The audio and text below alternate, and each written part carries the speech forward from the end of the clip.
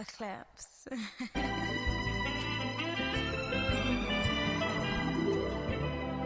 Don't close your eyes to get away. Just bang my line and I'll arrange it. Beautiful girl, you're stainless. You'll be fine, I'll be painless. Yeah. Hey guys, ooh, let me put these down. Welcome. Oh gosh. Welcome or welcome back to Booking with Starr. I am your host Starr, of course, and over here on this channel we talk and do all things books. So this video is going to be a September recap. I know it's October 20th. I'm late, but better late than never. And then I'm also going to get into my fall lineup. So all the books that I plan to read before fall is over. So from now until December 21st. So let's get to it. We're going to start with the September recap. I have 3 physical books that I read. I have 1 audio, and then the rest are on my handy dandy reader over here. I had to move y'all a little closer to me. First book I want to talk about is My Sister's Keeper by Jodi Picoult. I believe that is how you say her last name. And when I tell you at the end this book destroyed me, I seen this movie and love the movie. So when I got this book, I mean, I know that the movie and stuff be switching things up. I know, I am aware. But I still had the idea that I knew what I was getting into when I picked up this book. But the way that movie ended and the way this book ended, I was not expecting that change at all, okay? I definitely shed a couple of tears, and I still think about Anna to this day because I'm just like, what the hell, y'all? This book follows 11-year-old Anna as she decides to get medically emancipated from her parents because her sister Kate is very sick. She has leukemia. She was diagnosed at 2 years old. When she was diagnosed at 2 years old, her parents decided to have a donor baby. So they basically created Anna in a petri dish to make sure that she would have everything that Kate needed in the case that Kate needed her. It says right here, it says, Anna is not sick, but she might as well be. By the age of 13, I said 11, so she's 13, she has undergone countless surgeries, transfusions, and shots so that her older sister Kate can somehow fight the leukemia that has plagued her since childhood. And at this point, Kate is about to need a kidney, and of course, Anna is the one who is going to have to give up this kidney. And Anna's like, you know what, I don't want to do this. So she goes and finds a lawyer. You know, throughout this whole book, we are following Anna's perspectives and what she's been going throughout the years. We're following the mom's perspective, the dad's perspective, the brother's perspective, and there's this whole family and how they are all dealing with Kate's illness and how Kate's illness is affecting this whole family. We're dealing with morals and ethics. If Anna is not able to give this kidney for Kate, 9 times out of 10 Kate is going to die. So we're dealing with Anna battling with that decision. It's really a great story, but the way this book ended, thinking about it right now, I feel like my feelings are getting back in the fields because I'm just like, what the hell? I cannot believe that. But I really enjoyed this, gave it 4 stars. Next book we have is Bad Influence by Brandon Massey. This is a psychological thriller about 2 young girls who become best friends, and one of them is psychotic. Of course, her psychotic behavior starts to trickle into this little girl's life, and we are just following how this little girl is starting to ruin a whole family. I'm not gonna lie, that daddy in this book was getting on my nerves. He was really ready to put his whole family at risk for a job. It's just like, sir, I know it's hard trying to find a job right now, but is it really worth your family? Your marriage is already in shambles. Like, come on, get it together. But this was fast-paced. It was a fun read. It was exciting. There was thrills and secrets and everything coming out. I enjoyed the characters, especially Scarlett. I know she is the crazy one, but she was just so fun and conniving and sneaky and smart and charismatic. It was just like, girl, why are you like this at 13? Like, you are too smart for your own good. I ended up giving this 4 stars. It was a fun time. My baby, this is epic, the 4th book in the series. This is a 5-star read. My goodness, the stress. My heart is always ripped out of my chest when I'm reading this book, and I absolutely love it. Clearly, this is the 4th book in this series. I've talked about this book on my page. I have 2 more books to finish before I get into the Butterfly series, but this one right here, baby, you know when there's a character that maybe you're not supposed to like, because he is the one that you find out is doing grimy things. He is the one that you find out is not the person that everybody thinks that he is, as well as myself. But you know what? I love him. So seeing all of those things come to the light, and then seeing how his back was against the wall, how he was forced to kind of do the foul things that he was doing, my heart. And clearly Ethic felt the same way about him because he gave him a pass. I mean, he still had to get up out of there and never to be seen again, or Ethic gonna put him in the ground. But he was like, you know what, I'm gonna let you keep your life. And I just feel like, thank you so much, Ethic, because I don't know if I would have been able to take it. Oh my goodness. This series is just a roller coaster, okay? Your emotions are going to be everywhere. There's love, there's betrayal, there's spice, there's trauma, there's growth, there's healing. It's just so many elements and so many layers to this book and these characters, and I love it. 5 stars. We have The Mortal Affairs by Granger. I actually have a whole reading vlog on my page about this book, so if you haven't watched that and you want to go check it out, I'll put it in one of these corners right here. But this is like a paranormal fantasy. I gave this 4 stars. It was fun. It is a kind of like a spin-off from the Drew Collins series. So that's The Secret Life of Maggie Gray, First Family, which is absolutely my favorite book of that series. But in this book, we are introduced to a whole bunch of new characters who work for this paranormal agency that solve crime. So they are working on a mystery that has taken place in this series that we know about, but this is more of the back end and how they and their perspective of everything that was going on. We have mystery, we have secrets. We're dealing with witches and mimics and fays and magic and spells, and I'm gonna eat that up every single time. Next we have The Last Affair, also by Brandon Massey. This is also like a psychological thriller. I gave this 3.5 stars. It was a good time, but then there also was some parts that was a little cringy to me. We're following a few different perspectives. We have one woman who is out for revenge and unalives men, and then we're following another perspective of marriage. So we have the husband and we have the wife. The husband is a cheater. He is a dog. He actually has some issues that he should probably get settled on because he's a sex addict. He sleeps with countless women outside of his marriage. Not an excuse to cheat, but his wife is a prude in the bedroom. She does not like for him to go down on her. She does not like to go down on him, which I was a little side-eyed because girl, what? He ends up falling into the hands of our man-eater who is out for revenge, and baby, all hell breaks loose, okay? I ended up giving this 3.5 stars. Something to do when it's nothing to do. And last but definitely not least, for the month of September, I read Vera Wong's Unsolicited Advice for Murderers. And when I tell y'all, Vera is by far one of my favorite characters, okay? I love that little old Asian lady. We are following Vera Wong, who owns a tea shop, and one day she comes downstairs to her tea shop and there's an unalived body in her shop, and she takes it upon herself to try to solve this crime. This was such a good, fun, cozy mystery, and I love Vera, okay? She is like the grandmother that everybody needs. She's also that annoying grandmother that's like, it's 4 o'clock in the morning, why you ain't up yet? You young people are just wasting your day away. But when I tell you, she's just so sassy, so witty. She gonna tell you what it is. She gonna tell you how she feels. She's not holding no punches back. And when I tell you, that lady can cook her ass off. Every time they talked about the meals that she was creating, I wanted to be in this book at this table with them, okay? It's also found family. It's just such a fun, good time. Her character, chef's freaking kiss, she, like I said, she is going to be one of my favorite characters of all time. And the ending, like once we solved the mystery, it got me. I'm not gonna lie, because I was like, what?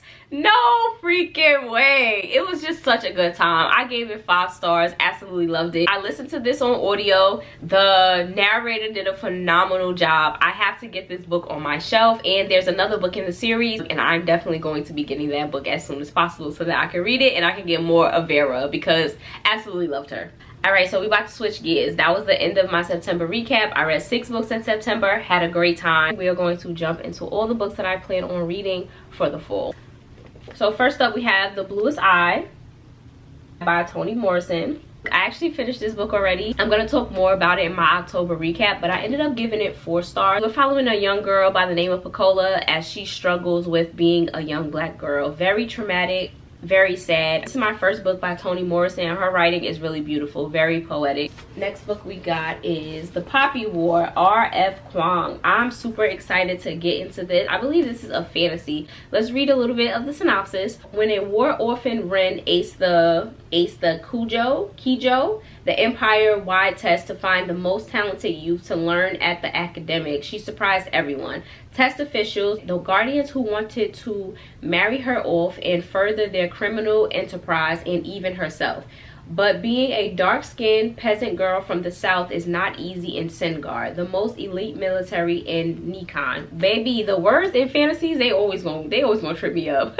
Targeted by rival classmates for her color, poverty, and gender, Ren discovers that gods long thought dead are very much alive. Okay, we're gonna stop right there because I don't want to read too much of it. But I'm super excited to get into this. This definitely had the girlies in a chokehold. So, yeah. Okay.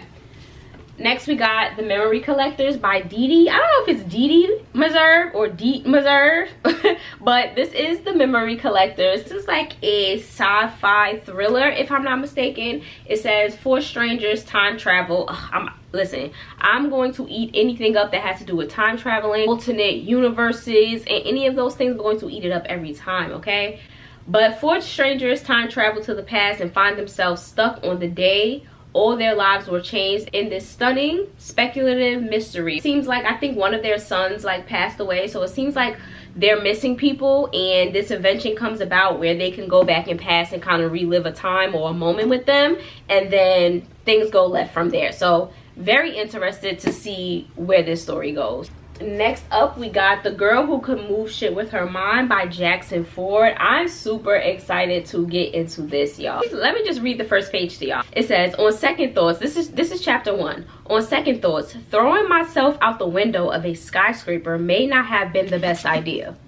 Yeah, let's get into it. This girl has telekinesis. I'm gonna eat up anything that has to do with the powers of your mind, being able to move shit with your mind, being able to control things. So I'm excited to get into this. It says, Tegan Forrest is having a hard time keeping it together. Sure, she's got telekinetic powers, a skill that the government is all too happy to make use of, sending her on secret break-in missions that no ordinary human can carry out. But all she really wants to do is kick back, have a beer, and pretend she's normal for once. I cannot wait to read this. I don't know, this might be my next read, y'all. I'm not sure. Okay, next, first, let's look at this cover. I absolutely love this, but this is Dracula by Bram Stoker. Vampires, which again, I absolutely love. I love vampires, so I'm excited to read Dracula and see what this is here for. Next, we have a thriller, The Orphanage by the Lake by Daniel G. Miller. This has been sitting on my shelf for a while, so when I was looking at my shelf and trying to find some thrill, I was like, yeah, let me get into this. This cover is looks pretty eerie, and I love that.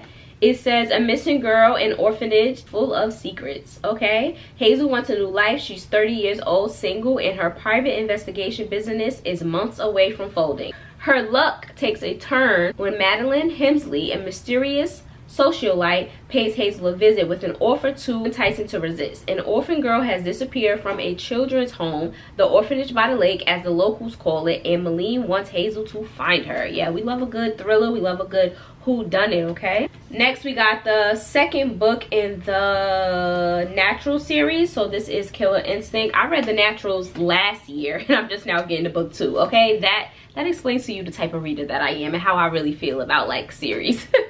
But I'm finally getting to book 2 in the Natural series. Like I said, this is Killer Instinct. Friendship, romance, serial killers, and naturals are on the case. This is like a thriller, mystery, solving crimes. We have a bunch of individuals who kind of have, not superpowers, but they have very good mind skills. We have Cassie Hobbs, has a gift for profiling people. Oh yes, I remember. She's really good at like reading people and picking up on context clues that a lot of people wouldn't really be able to pick up on. Her talent has landed her a spot in an elite FBI program for teens with innate crime-solving abilities and into some harboring situations. I really enjoyed the first book, so I'm excited to get back into this series. Blacktop Wasteland by Mr. S.A. Cosby himself. Love S.A. Cosby. Thus far, I've read Razorblade Tears by him, and I've read All the Sinners Bleed. Gave both of those reads 5 stars, so I'm excited to get into this. Once known as the best getaway driver east of Mississippi, Beauregard Bug Montage has never stopped looking over his shoulder. He knows that no matter how long he has been out of the life, no one ever gets out completely, and we're going to stop right there. I don't know, does anybody else really like to go into books blind? Like, I like to know what genre it is, and I do be reading a little bit of the blurb, but I kind of like to keep a little suspense for myself, especially in thrillers. Honestly, in any type of book, really. But thrillers are high on that list. Okay, we got True to the Game by Terry Woods. This is an urban fiction, which I'm going to eat up every time. And this is an oldie but goodie. Like, look at this book. Very much loved on. The best-selling urban lit classic that ignited a new kind of game. Okay, let's get into it. Yeah. We got Double Lives by Mary Monroe. This is about twin sisters who switch places. I think one of them is tired of their life and they like, girl, can you please come and live this life with me? Like, this husband, this kid, they getting on my nerves. And I like that. And I think this is like a urban girl, I was about to say urban fiction. I think this is a historical fiction.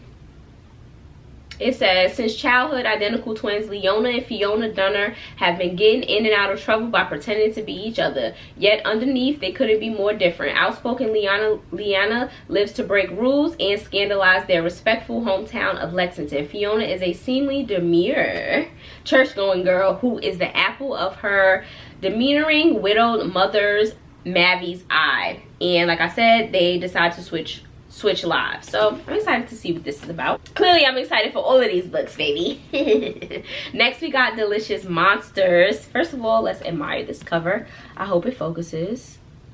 This cover is absolutely phenomenal. Okay, this is by Lizelle Sandberry. I think this is like a I'm not sure, but the back says Daisy sees dead people. That's all I need to know, because what you seeing, girl? I think this is like a horror. You know what? Books should start putting, I know on some books they do it, but I feel all books should have the genre right here on the back or right here on the side. Like, I've seen it before, but it seems like it's not something that's mandatory because baby, genres is going to eat me up every time.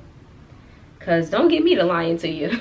She usually manages to deal with her unwanted ability, but she's completely unprepared to be dumped by her boyfriend. So when her mother inherits a secluded mansion, where she spent her childhood summer, Daisy jumps at the chance to escape. But the house is nothing like Daisy expects, and she begins to realize that her experience with the supernatural might be no match for her mother's secrets, nor what lurks within the walls. Oh yes. Alrighty, we have another sci-fi. This is Immortal Longings by Chloe Gong. And the thing that grabbed me is that these people are able to jump into other people's bodies. I'm going to eat that up, okay? I love sci-fi. I love anything that has to do with jumping into bodies, mind stuff, and I'm going to eat that up every time. It says, every year, thousands in the kingdom of Thailand will flock to its capital twin cities, San Ir, where the palace hosts a set of games. For those confident enough in their ability to jump between bodies, there is a fight to the death across San Ir for a chance to win unimaginable riches. Yeah, it got me at jump between bodies.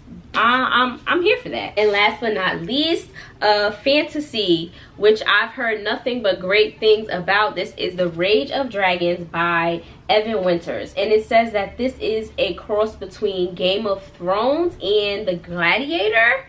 I am absolutely here for it. This is a series. This is the first book, so I'm super excited. I'm super excited about all of these reads, y'all. And I think I'm really excited because I typically do not make TBRs for myself or make lists for the month. I kind of just go with the flow. But I was like, you know what? I see all the girlies making like full TBRs for themselves. So I was like, let me go shop on my shelf and see, like, try to pick a couple things that I might be into between now and December 21st. I think this lineup is lit. I think I'm going to have a great, amazing time. I also might read some other reads on Rita. I might listen to some audio books. I might not get to all of them, but this is a great place to start. I'm so excited, y'all. Books are just like so amazing to me. Things that come out of people's mind and imagination. I'm in love. I'm so happy that I'm a reader. It's like the most amazing thing ever.